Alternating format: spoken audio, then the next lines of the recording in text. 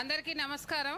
ఈరోజు రాష్ట్రంలో ఉన్న బీసీలు మొత్తం రాష్ట్రంలో ఉన్న ప్రతి సామాజిక వర్గము మన వైపు చూస్తుంది। ఎందుకంటే 75 సంవత్సరాలుగా స్వాతంత్రం వస్తే ఈరోజు బీసీలకు స్వాతంత్రం లేదనేది ఈరోజు నిరూపించబడుతుంది।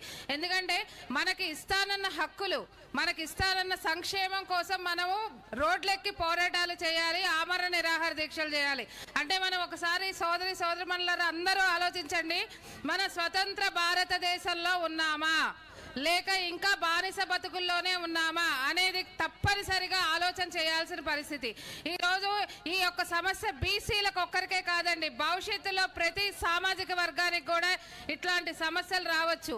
ఈరోజు ప్రభుత్వం వైఖరి అంటే హింసాత్మకమైన చర్యలు, హింసాత్మకమైన ప్రతిఘటన చేస్తేనే ప్రభుత్వాలు దిగొస్తాయి అంటే దానికి బీసీవై పార్టీ తరఫున రాష్ట్రంలో ఉన్న బీసీలే కాదు అన్ని వర్గాల వారు, మహిళలు కూడా రెడీగా ఉన్నాం।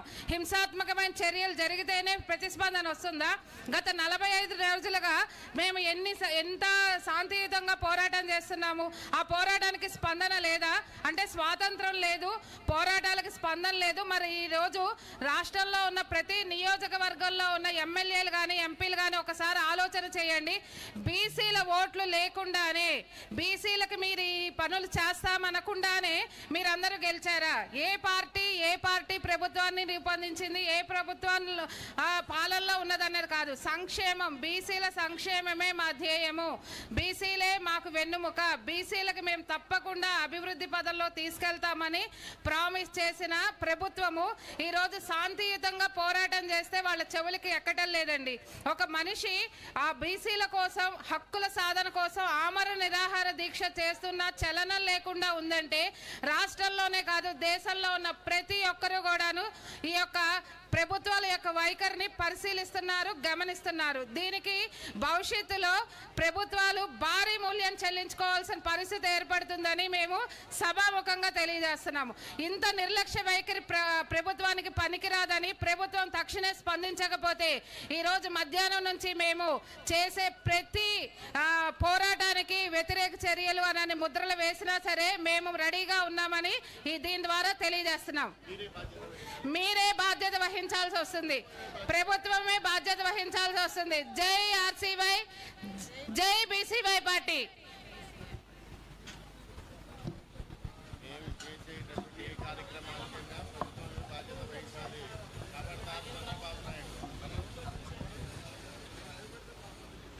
మీడియా మిత్రులకి, ఇక్కడికి వచ్చేసినటువంటి మన బీసీవై పార్టీ నాయకులకి, అదేవిధంగా రామచంద్ర యాదవ్ గారు వారి ప్రాణాన్ని ప్రాణంగా పెట్టి మా బీసీలందరికీ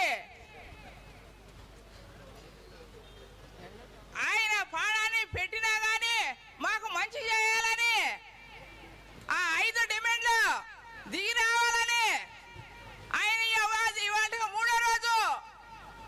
3 రోజుల నుంచి ఆమరణ దీక్ష వహిస్తుంటే ఈ రోజులు ఏమి రోజులు, ఎండలాకాలం రోజులు, ఈ రోజుల్లో ప్రభుత్వం ఇంతవాటికి పట్టించుకోలేదంటే వారి బిడ్డలు, భార్య, ఫ్యామిలీ వచ్చి ఇక్కడ కన్నీళ్లు పెట్టుకుంటుంది।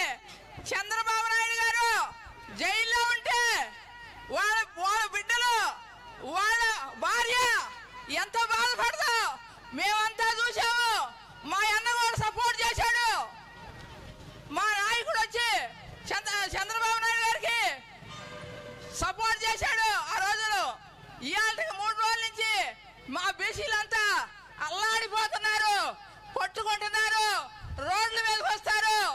అయ్యేన్న నష్టపరిహారం మీరే వహించాలా, ఆ నష్టపరిహారం కూడా మా నాయకుడిని మీ అందరూ వచ్చి స్పందించి ఆయన డిమాండ్లు 5 నెరవేర్చి లేవదీసిన దాకా రాష్ట్ర వ్యాప్తం అల్లకొల్లారం అయితే హైదరాబాద్ కానించి దిగుతున్నారు మా వాళ్ళు మొత్తం।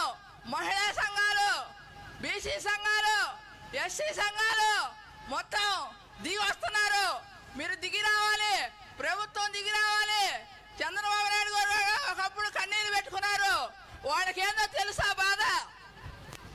లోకేష్ గారు, అదే పవన్ కళ్యాణ్ గారు మొత్తం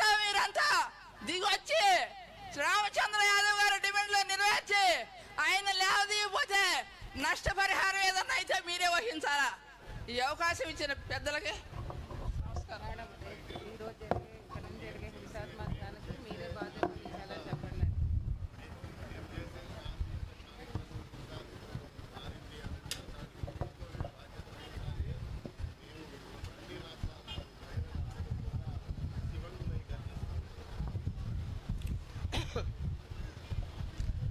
అందరికీ నమస్కారం అండి. నా పేరు నాగమణి యాదవ్. ముఖ్యంగా ఈ రోజున చాలా బాధాకరమైన విషయం.